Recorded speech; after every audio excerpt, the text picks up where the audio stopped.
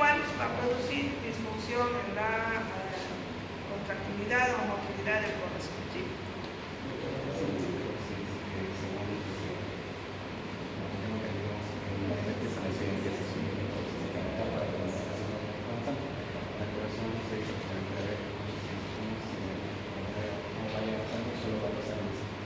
Solo la necrosis se va a localizar en donde se ha obstruido el vaso, ¿no? Algo vamos a ver en síndrome coronario, pero en cardiología van a ver que si se obstruye determinada rama de la coronaria, eso corresponde a un segmento de un ventrículo. Puede ser su cara anterior, su posterior, la lateral, ¿no? El ápice o la base. Y eso es lo que determina qué sector exactamente va a sufrir, y eso se puede ver en el electrocardiograma, ¿no? Y el tejido muere, ¿no? Pero no es una muerte que se necrosa y se mejora el corazón, no. Se necrosa, evidentemente es reemplazado por fibroblastos. Y por eso ya no tiene fuerza contráctil, ya no hay miocitos. Bien.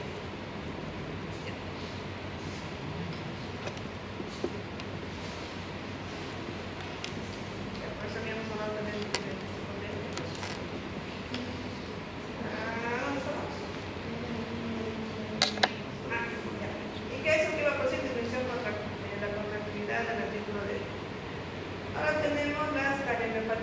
izquierdas, ¿no?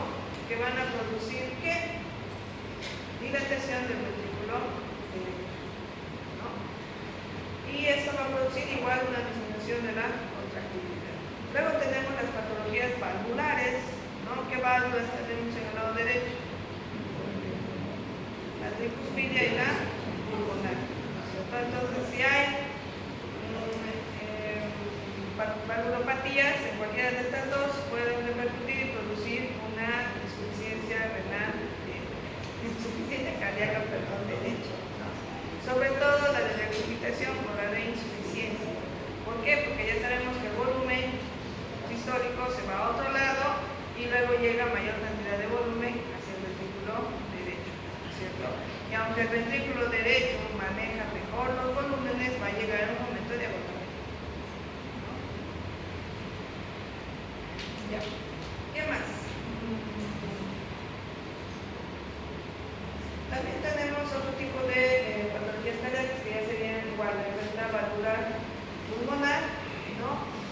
Y aquellos en que la insuficiencia cardíaca izquierda repercute en el ventrículo derecho. Cuando habíamos dicho cuando aumenta la presión en la presión arterial pulmonar. Ahí es donde va a repercutir aumentando la poscarga del ventrículo derecho. Dentro de las enfermedades del parénquima pulmonar, que ya habíamos visto el EPOC, ¿no? Enfermedades pulmonares intersticiales, síndrome del distrés respiratorio, que es un tipo de insuficiencia respiratoria severa, neumonías, bronquiectasias, ¿no? Cualquiera de estas enfermedades que van a producir hipoxia alveolar.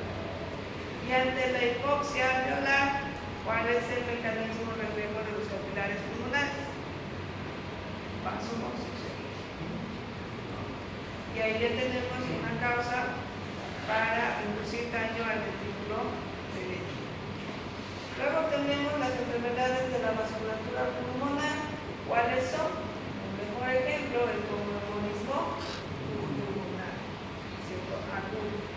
Agudo, porque habíamos dicho que el crónico son pequeños émbolos que cada vez van mirando, pero que no tienen mucha sintomatología. Pero un tromboembolismo agudo, con un trombo grande, una obstrucción de un vaso de buen calibre, ese sí va a comprometer mayor superficie pulmonar y sí se van a presentar manifestaciones clínicas, ¿no?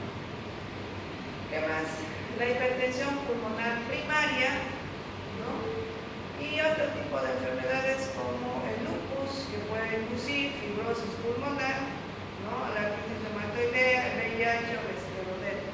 Además, que recuerden que este tipo de enfermedades en su mayoría son autoinmunes y pueden producir vasculitis, y son esas vasculitis las que afectan a la circulación pulmonar, ¿no?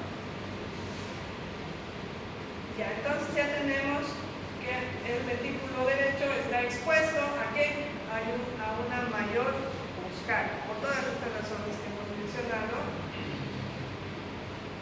desde la enfermedad valvular pulmonar hasta las enfermedades de la vasculatura pulmonar. Eso va a aumentar la poscarga del ventrículo derecho. Entonces, si aumenta la poscarga del ventrículo derecho, el derecho genera mayor tensión en sus paredes. ¿Para qué? Para poder tener una contracción efectiva y responder a las necesidades del organismo, tratando de vencer la obstrucción que tiene hacia adelante. Pero ¿qué pasa? Según la ley de Frank-Starling, si se logran las miofibrillas, más fuerte la contracción, ¿cierto? Pero como este ventrículo no maneja ni la presión y va a estar totalmente, la mayor parte del tiempo, elongado sus fibras, va a pasar lo mismo que el elástico, ¿cierto? Y ya no va a poder contraerse y va a tener una discusión. Y entonces ya entramos a la falla del ventrículo derecho. Todo esto ya nos llevó a la falla del ventrículo derecho, ¿no? Un ventrículo que no puede contraerse, ¿no? Que no puede expulsar lo que le llega. Entonces, ¿hacia dónde va a ir? Todo ese aumento de presión que está sufriendo el ventrículo derecho, ese aumento de volumen, va a ir hacia atrás. ¿Quién está atrás? La aurícula derecha y las venas cavas. ¿Qué va a pasar con la vena cava superior? Se empezará a llenar de sangre, va a empezar a ingurgitarse y aumentar la presión hidrostática. ¿Y qué vamos a ver en el cuello? Tensión yugular. Ahora vayamos hacia la vena cava inferior. Va a pasar lo mismo hacia atrás. ¿Quién está hacia atrás?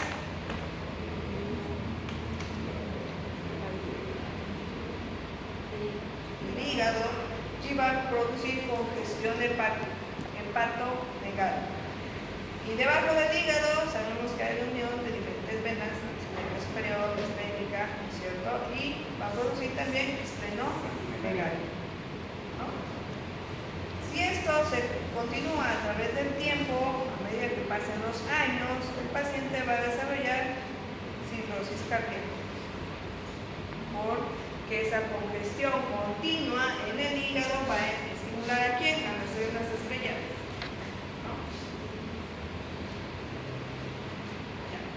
¿Qué más va a pasar? Sigue yendo hacia atrás. Y vamos a tener por gravedad ¿quiénes? Las venas de los miembros inferiores, ¿cierto? Va a quitarse, van a llenarse de sangre, va a aumentar la presión hidrostática y va a haber fuga de líquido, ¿cierto? Va a empezar a fugarse el líquido al tercer espacio y va a aparecer el enema que es característico de la insuficiencia cardíaca congestiva derecha. Un enema simétrico bilateral ascendente, ¿cierto? Lo que habíamos clasificado como edema grado 1, 2, 3, 4 al azar.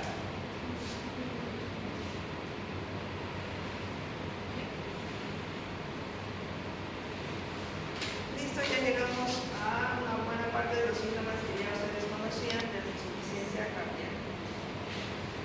¿Qué más?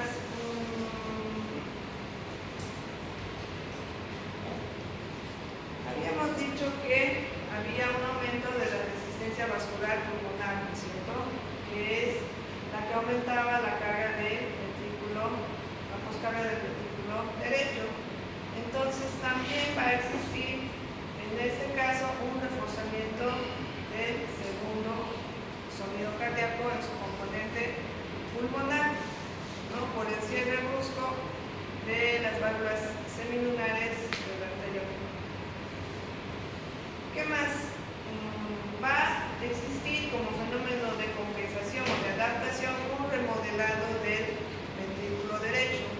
El organismo va a tratar de hipertrofiar el ventrículo derecho para que responda con mayor fuerza de contracción.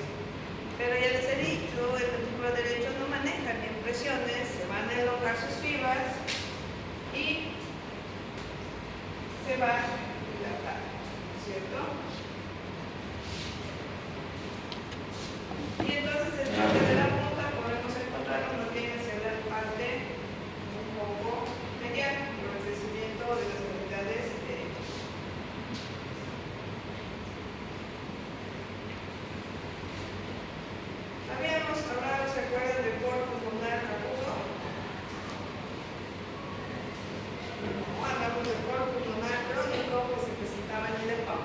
¿cierto? Si eso se mantenía en el tiempo, la enfermedad pulmonar producía un daño en el ventrículo derecho y producía por pulmonar crónico, ¿no? Pero cuando la disfunción ventricular derecha es propia de esta, nace ahí y no secundaria a una enfermedad pulmonar, se denomina por pulmonar agudo.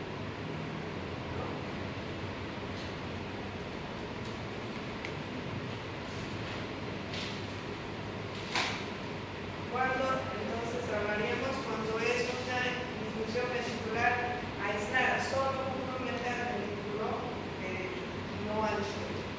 Ese es el por pulmonar. Hasta ahí, ¿alguna duda o alguna explicación? ¿No? ¿Cómo vamos a clasificar? Y eso van a volver a ver en cardiología.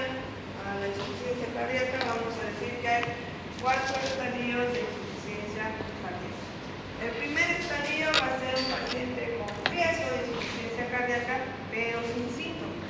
Es un paciente que le han hecho una serología, ¿no? Y se han dado que tiene serología positiva para Chagas. Es un paciente que tiene alto riesgo de sufrir una miocardiopatía dilatada. Puede ser que no, puede ser que en su caso afecte solo a su esófago, que tenga una calasia o un megacolo. No sabemos, pero ya tiene un factor de riesgo para insuficiencia cardíaca a futuro y no hay síntomas, ¿cierto? Un estadio 2 es un paciente con cardiopatía, pero sin síntomas. Y en este caso, generalmente son hallazgos, pacientes que les hacemos un ecocardiograma, ¿no?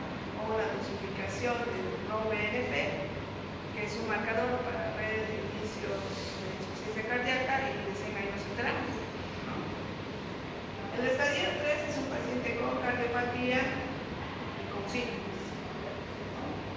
Y el estadio 4 es un paciente con cardiopatía grave con síntomas, ¿no? Ahora, el grado de los síntomas, ¿cómo lo vamos a estratificar? En el grado 1, cuando la aparición de los síntomas se da con grandes esfuerzos.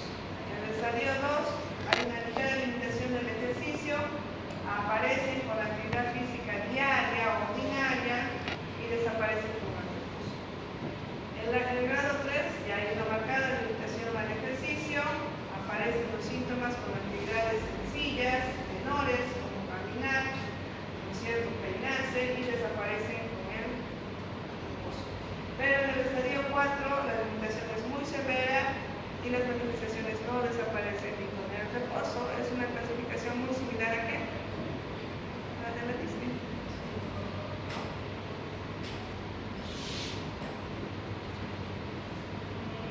¿Cómo hacemos diagnóstico de una insuficiencia cardíaca? Clínicamente ustedes tienen que hacer el diagnóstico o tener la sospecha diagnóstica de una insuficiencia cardíaca.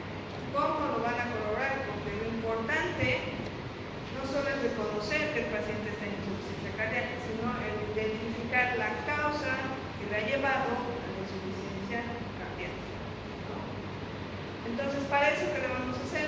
Un ecocardiograma, ¿no? Y ahí voy a ver si tiene una alteración estructural o funcional de su corazón. Estructural tiene una válvula, tiene una comunicación interventricular, ¿no? O es funcional, ha sufrido un infarto agudo de miocardio y ha quedado con silencia ventricular derecha, ¿no?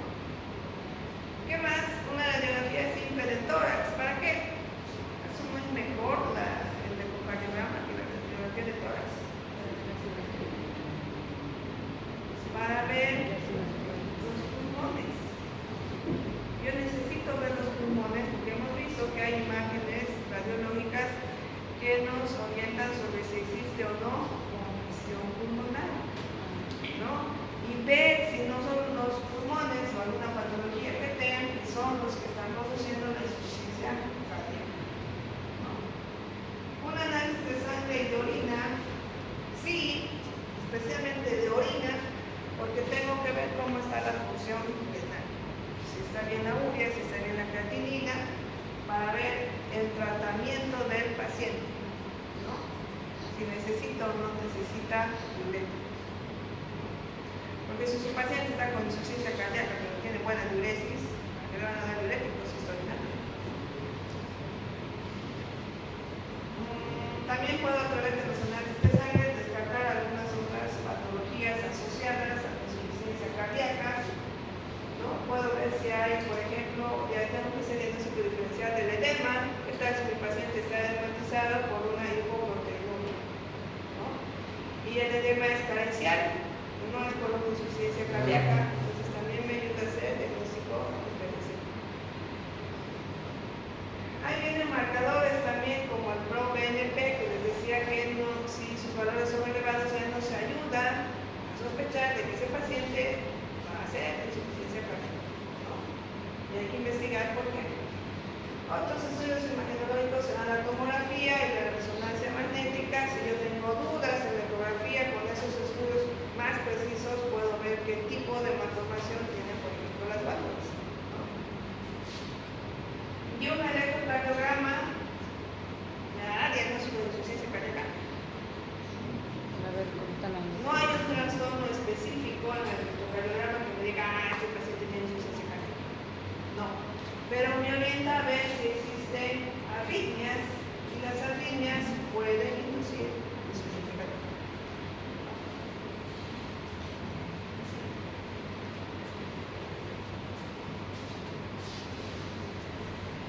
Ahora, ¿cuál es el tratamiento? Hemos visto toda la fisiopatología. ¿Qué vamos a hacer? Eso lo resumo, ¿no? Ya en cardiología van a ver esto, o dosis, cuánto, quién, ¿no?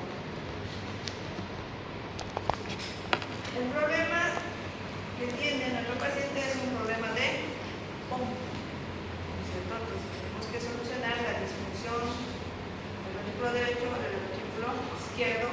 ¿Para qué? Para restaurar el flujo sanguíneo. Porque los vasos están bien, ¿no es cierto? El contenido de los vasos, el problema es en la pompa.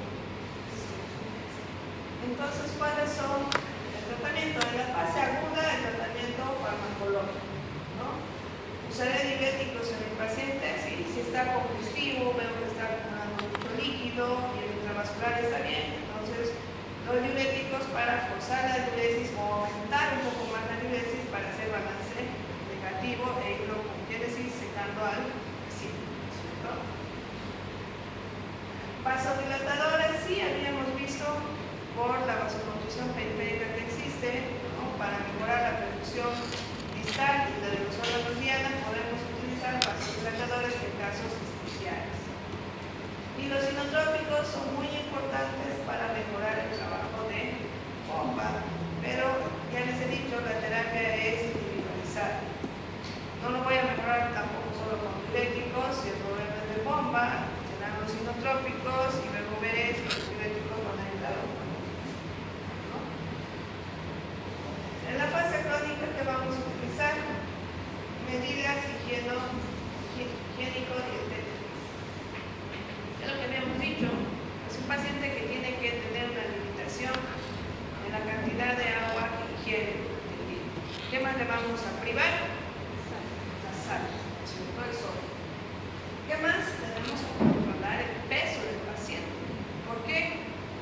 Porque a mayor peso tiene mayor trabajo el oxígeno para distribuir toda la sangre. El paciente tiene que bajar de peso, tiene que bajar sus niveles de colesterol, triglicéridos, para proteger también a sus coronarias, ¿cierto? ¿Qué más? Tendrá que dejar de fumar, porque fumar, un fumador crónico va a tener microangiopatías por vasoconstricción periférica. Eso va a empeorar la hipertensión que va a producir la insuficiencia cardíaca. Evitar AINES y esteroides, ya decía que los esteroides requieren más líquidos. Limitar la ingesta de alcohol, la cafeína, y realizar ejercicio moderado, que también le va a ayudar a bajar de peso, ¿no es cierto? Y a condicionar mejor su cuerpo. Tratamientos farmacológicos, ahí hay otra vez diuréticos, nitratos,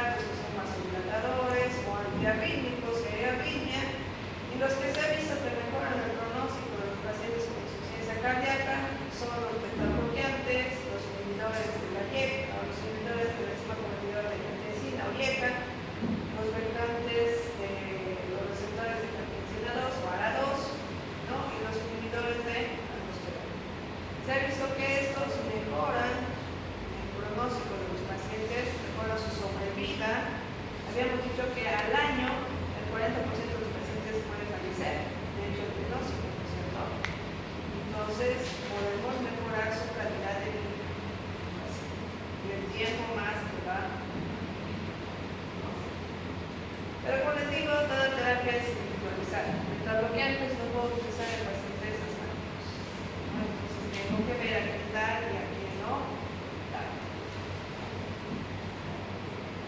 Tratamientos no farmacológicos, cuando ya la disfunción es severa, bueno, pues si la disfunción es por arritmias, que cada vez que brille el paciente le está dando un marcapaso con un desfibrilador y cada vez que tenga arritmias va a sentar el marcapaso y le va a descargar, ¿no? Para resetear su corazón.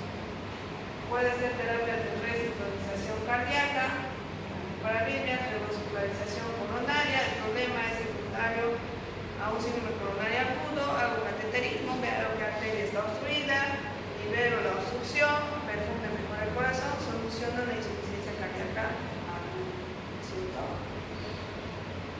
Puede llegar a un corazón artificial, que es temporal, ¿no? Igual que un riñón artificial, que es el tipo de diálisis, igual el corazón, esperando a que el paciente llegue a trasplante. No es algo definitivo todavía, ¿no?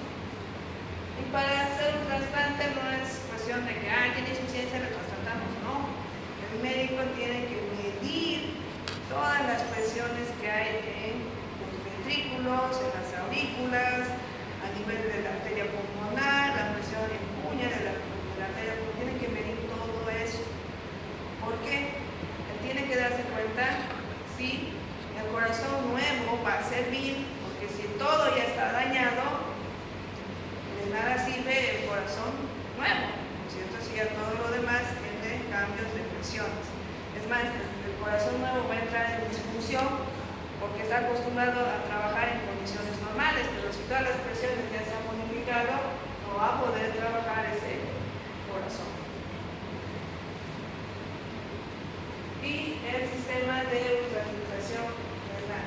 Es importante esto porque una vez entraron para que tenía una valvulopatía un paciente, ¿no? Tenía ya signos de insuficiencia cardíaca, ¿no? Hicieron el cateterismo, midieron las presiones y decidieron entrar a cirugía a hacer recambio valvular, ¿no? Cambiar esa válvula enferma por una válvula metálica, ¿no? Sí, está. La cosa es que cuando entraron a la cirugía vieron que había una serie, una comunicación interaurocular pequeñita, ¿no? ¿Qué dijeron? Lo cerraremos, ¿no? Es pequeñita, lo cerraremos, no lo había visto eso en el cateterismo. Cerraron la comunicación interauricular. ¿Qué pasó? El paciente llegó a terapia, a una coronaria, y en una insuficiencia cardíaca aguda tremenda que evolucionó a shock eléctrico, el paciente murió. Entonces, ¿pero por qué? Porque repararon un orificio que no tenía que reparar, porque ese corazón ya se había acostumbrado a ese edificio, ya la intercomunicación que había, ya había modificado sus presiones conforme al orificio, o sea, la toma. Llega el momento en que lo cerraron, el corazón dijo, ¿qué pasó? No pudo reaccionar, le demoró y entró en insuficiencia, ¿no? Entonces hay cosas que se deben corregir y otras no. Hay que ver muy bien si el corregir va a cambiar algo en el trabajo de ese corazón, ¿no? ¿Qué iban a hacer? Van a entrar y volver a hacer un orificio, ¿no? ¿No es cierto? Bien, ¿hasta ahí alguna pregunta?